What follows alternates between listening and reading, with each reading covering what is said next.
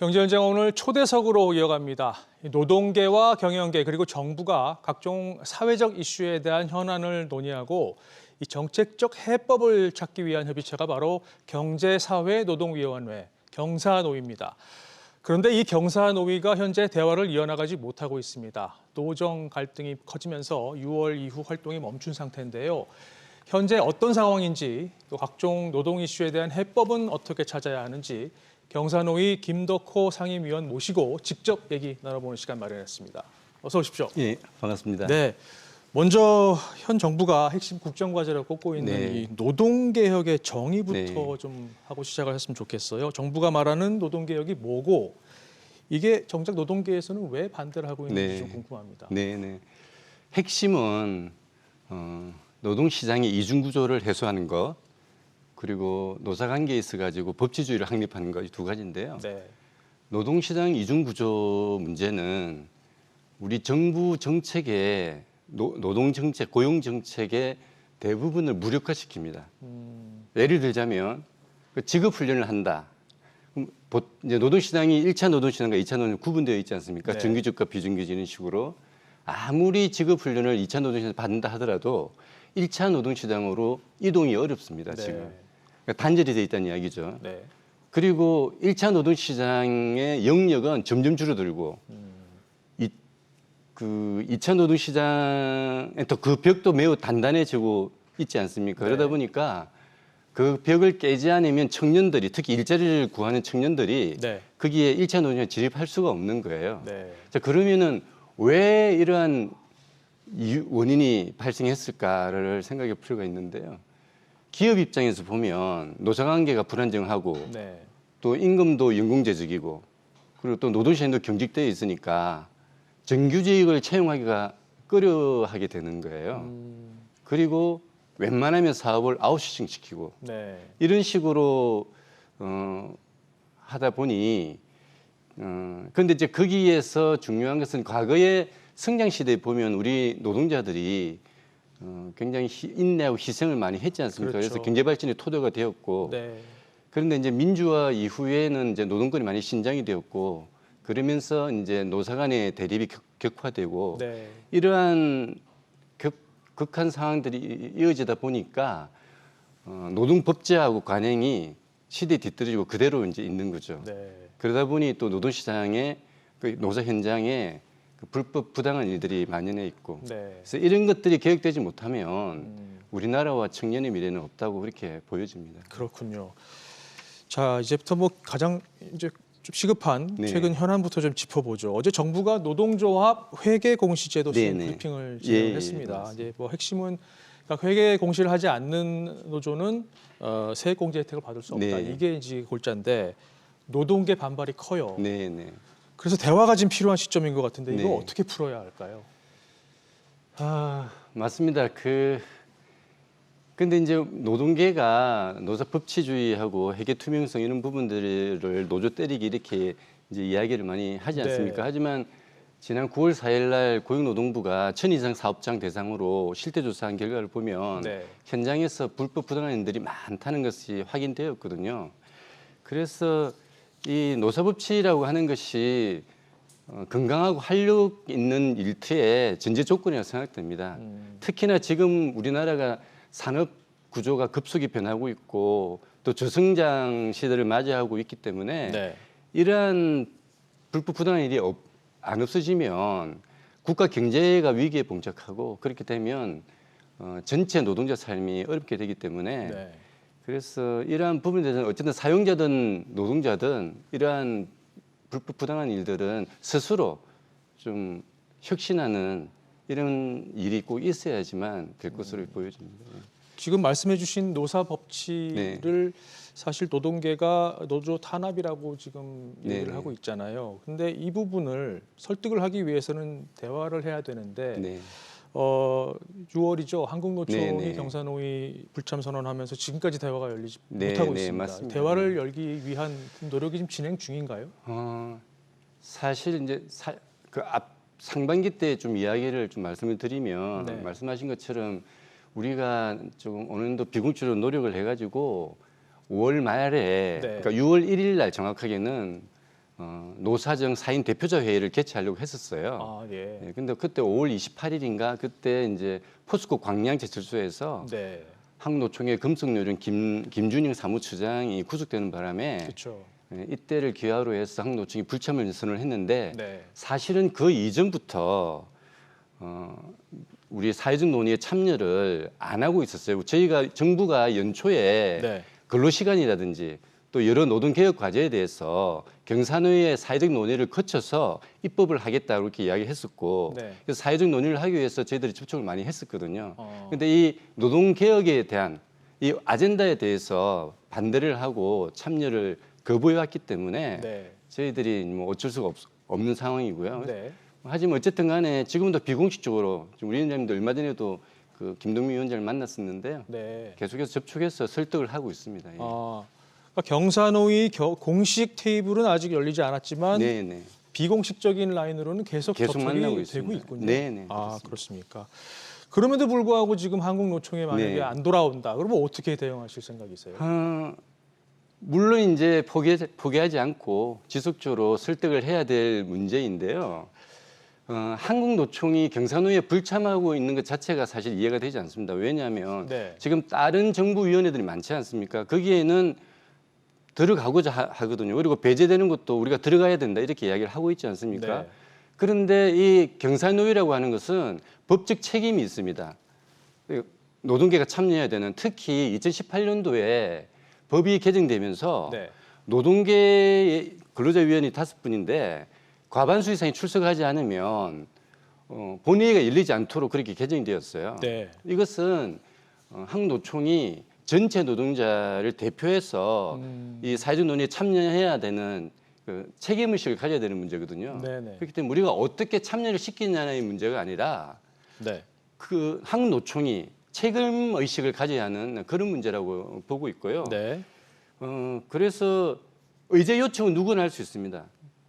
지금 정부도 저희한테 이제 경산노위에 의제 요청을 해서 지금 전문가 중심으로 지금 논의를 하고 있지 않습니까? 그러니까 노동계도 바라는 의제가 있으면 네. 요청을 하고 그것을 같이 이렇게 논의하고 그렇게 하면서 공론을 하고 이런 것이 꼭 필요하다고 생각합니다. 네. 일단 뭐 대화 재개를 위한 노력이 계속되고 있다라는 네네. 사실은 좀 고문적인 내용이고 좀 좋은 결과가 빨리 있었으면 좋겠다는 예, 생각입니다. 바라고 있습니다. 네. 자, 이제 노동시장, 노동개혁 관련한 내용을 좀 짚어보죠. 앞서 노사관계 제도, 그다음에 관행 개선, 그다음에 노동시장 앞서 말씀해주신 이중구조 개선을 위해서 전문가 논의를 네네. 지금 해서 결과를 발표한다고 네네. 올해 상반기에 지금 하셨어요. 네네. 현재 지금 어떻게 진행되고 있습니까? 예, 그러니까 노사관계 자문단 노동시장 연구회를 네네. 사실은 상반기 내에 좀 마무리 지어서 결과를 도출하고 싶던 게 사실인데요. 이게 하다 보니까 쟁점이 굉장히 많고 또 추가적으로 논의할 사항들이 많았어요. 네. 저희들이 이제 노사가 참여하지 않다 보니까 위원들도 좀 더 신중해지게 되고 네. 그래서 현장의 실태를 좀 더 파악해야 되겠다고 우리가 FGR 같은 걸 해보면 네. 우리가 예상하지 못했던 그런 여러 가지 쟁점들이 많이 발생을 했거든요. 네. 그래서 그리고 원래는 이제 전문가 중심으로 논의가 도출되면 이것을 가지고 이제 노사가 참여해서 사회적 논의가 될 수 있도록 그렇게 저희들이 이제 노동계를 설득하려고 했는데 이제 그게 되지 않았지 않습니까? 그렇군요. 그러다 보니까 지금 노사가 참여하지 않은 상황이라서 지금 이제 아까 말씀드린 추가적인 논의는 계속해 나가면서 네네. 또 이제 공론화를 할 부분이 있는 거에 대해서는 네. 공론화를 충분히 해 나가고 그렇게 할 생각입니다. 예. 그러니까 이 연구회 초기에 노사가 참여하지 않은 이유는 어쨌든 거기서 결과가 나온 걸 갖고선 노사를 참여시켜서 같이 이제 사회적 대화를 하려던 그러니까 그런 처음부터 사회적 절차였군요. 논의를 하고 싶었지만 노동계가 참여하지 않겠다고 하니 무슨 그렇게 말씀인지 하지 알겠습니다. 못했고요. 네, 아까 네, 말씀드린 대로 과반수 이상이 출석해야지 뭐 네. 의제 설정이 되거든요. 네, 네. 예. 그렇군요. 자, 또 한 가지 이슈는 지금 근로기준법 네, 네, 관련해서 5인 미만 적용에 네, 대해서 네. 지금 소상공인들 반대가 굉장히 심합니다. 이건 어떻게 풀어야 될까요? 예, 아까 말씀드린 이제 노동시장 연구의 하나의 주제 아젠다이긴 한데요. 네. 사실 5인면 사업장에 종사하는 분들의 근로 조건이 열악하거든요. 네. 열악하고 그래서 사실은 그럼에도 불구하고 근로기준법의 일부만 이제 적용받고 있기 때문에 네. 이것이 노동 격차를 더 키우고 이중구조를 심화시키는 게 사실입니다. 네. 사실이었는데 그리고 연구에도 이러한 이제 문제 인식 속에 연구를 시작을 이제 했는데 저희들이 이제 그래서 규정 하나하나를 적용되지 않고 있는 하나하나를 지금 들여다보고 있습니다. 네. 그런데 아까 말씀드린 대로 논의를 진행하고 또 현장에 사업주 노동자들을 만나다 보니까 이 오이면 사업장이 굉장히 재정과 또 여러 가지 관리 능력이 열악하지 않습니까? 네. 그러다 보니까 이것을 적용했을 때 더 많은 문제가 발생할 수 있겠다, 부작용이 나올 수 있겠다 이런 생각들이 드는 거예요. 그래서 그러다 보니까 특히 이제 지금은 인구도 줄고 성장도 멈춰버리고, 네. 근데 그 직격탄은 오이면 사업장이 받고, 그러다 보니까 지난번에 이제 소상공인회에서도 막 이렇게 반대 시위를 하고 이렇게 했는데 네. 네. 이러한 것들이 굉장히 민감한 문제고 굉장히 중요한 문제이기 때문에 조금 더 논의를 해야 되겠다. 지금 그런 생각을 그렇군요. 가지고 있습니다. 자, 그리고 또 한 가지 민감하고 중요한 네네. 이슈 중에 하나가 지금 정년 연장 예, 맞습니다. 문제예요. 네네. 노동계에서는 어쨌든 국민연금 수급 개시 시점, 그러니까 이게 이제 65세에 맞춰서 빨리 정년을 연장하자라고 얘기를 하고, 이에 대해서 경영계는 좀 난색을 표하고 있는, 물론 공식적으로 반대는 안 하고 네네네. 있지만 이런 상황인데 이에 대해서는 어떤 생각을 갖고 계십니까? 그러니까 60세, 65세, 그러니까 연금 수령 시기가 65세이기 때문에 60세, 65세까지 어렵다라고 네. 하는 것은 이제 틀린 이야기는 아닙니다. 그렇죠. 근데 문제는 지금 이제 노동계는 그거를 빈곤 해소를 위해서 그게 필요하다고 말씀을 하시는 거거든요. 네. 그런데 우리 그러면 빈곤 계층에 있는 분들이 누구일까 생각해 보면 지금 노조가 지금 주장하고 있는 곳은 다 대기업과 공기업이란 말이죠. 근데 대기업과 공기업에 계시는 분들은 어쨌든 60세가 되면 퇴직연금이라든지 네. 개인연금이라든지 이런 걸 통해 가지고 빈곤까지는 가지는 않아요. 네. 우리나라 빈곤, 그러니까 65세 이상의 이제 상대 빈곤율, 말하자면 중위소득 50% 미만 비중이 네. 한 43%가 되고 있는데, 그러면은 그분들이 과연 어디에서 일하시는 분들이니까를 생각해 보면 상식적으로도 오랫동안 실업 상태에 계시거나 안 그러면은 불안전한 취업 상태에 계시는 분들이지 대기업이나 공기업에 계시는 분들은 아니거든요. 네. 그리고 실제로 지금 중소기업 같은 경우에는 정년장 아니더라도 인력이 부족하기 때문에 일을 계속 하고 계셔요. 네. 노동연구원 조사를 보면 그게 알 수 있는데요. 정년 연령이 300 이상 기업은 60.2세, 그리고 또 노조가 있는 곳은 60.1세였습니다. 네. 반면에 300이 미만은 60.5세, 그리고 노조가 없는 곳은 60.8세였거든요. 네. 이 이야기는 오히려 그렇게 주장하지 않는 열악한 곳에 있는 분들이 더 열심히 일을 하고 계신다는 이야기거든요. 네. 그래서 그런 부분들, 그러니까 노동조합이 말하는 게 빈곤 해소를 위해서 이게 필요하다 이런 건 아닌 것 같고, 네. 다만 정말 이제 우리 고용자분들은 전부 다 숙련된 노동자들이고, 또 말씀하신 것처럼 물론 65세 소득 크레바스도 있기 때문에 네.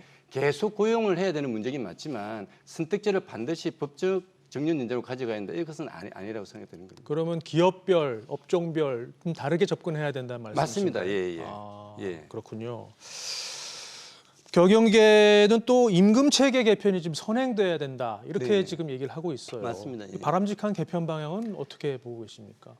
그러니까 이제 임금이라고 하는 게 노동시장의 수요와 공급이 이렇게 수요와 공급이 결정되는 중요한 기제지 않습니까? 그렇죠. 그렇다면 거기에 뭔가 개입을 하는 데는 그만한 이유와 작동 메커니즘이 있어야 되거든요. 네. 근데 정년에 관해서 이제 말씀을 하자면 이게 이제 우리나라 같은 경우에는 연공제이지 않습니까? 그래서 네. 입사 시기부터 해가지고 은퇴 시기쯤 되면은 생산성은 굉장히 낮아지고 네. 소득은 굉장히 올라가고, 특히 우리나라 같은 경우는 그게 한 2.9배가 넘습니다. 네. 일본이 한 2.1배, 그 EU가 한 1.6배 정도 되거든요. 네.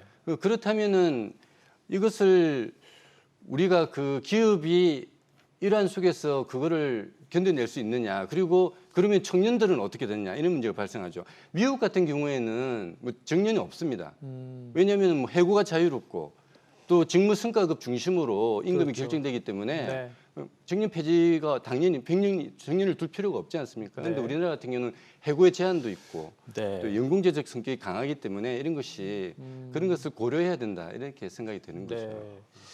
이 정년 문제, 정년 연장 문제 포함해서 이런 이슈들을 지금 논의하기 위해서 초고령 사회 계속 고용 연구회라는 게 지금 활동을 하고 있는 거로 알고 있습니다. 여기서 뭐가 구체적으로 논의되고 또 어떤 결과가 언제 나오는지 예, 궁금해요.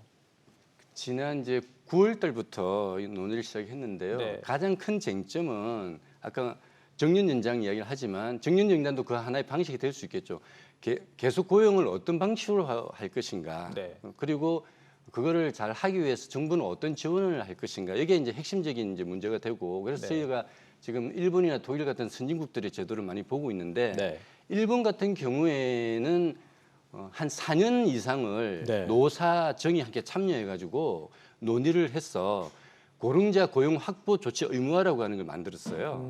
그래서 그 내용을 보면은 기업한테 3가지 선택지를 줍니다. 하나는 정년 연장을 안 해, 또 하나는 정년 폐지, 또 하나는 이제 재고용. 이게 재고용 방식도 여러 다양한 방식으로 이제 옵션을 주거든요. 네. 그러면은 이제 그 중에 하나를 선택하는데 처벌 규정은 없고 그렇게 지키지 않으면 이제 공표를 함으로써 네. 이미지를 이제 고려하게 만드는데 대부분은 이제 재고용을 선택해요. 네. 아까 말씀드린 대로 대기업에서 정년 연장 해버리면 청년이 채용이 안 되기 때문에 네. 결과적으로 보니까 한 81% 정도 이상이 재고용을 선택하고 있고 중소기업 일부가 이제 이런 정년 연장을 선택하고 있는 이렇게 나왔거든요. 네. 그래서 이런 것들은 하나의 시스템이 되는 것 같고 네. 그래서 저희도 어쨌든 간에 그러한 사례들을 살펴가지고 네. 결과는 뭐 한 연말쯤 도출할 예정이고요. 네. 그 도출이 되면 정부가 아마 계속고용 로드맵을 어. 뭐 내년 초나 이렇게 만들어서 네. 아마 대비를 하지 않을까 이렇게 싶습니다. 네, 그렇군요. 결과 기대해 보도록 하겠습니다. 예, 예. 오늘 시간 관계상 여기까지 들어야 될 것 예. 같습니다. 자, 지금까지 경산호위 김덕호 상임위원이었습니다. 오늘 말씀 고맙습니다. 네, 감사합니다. 네.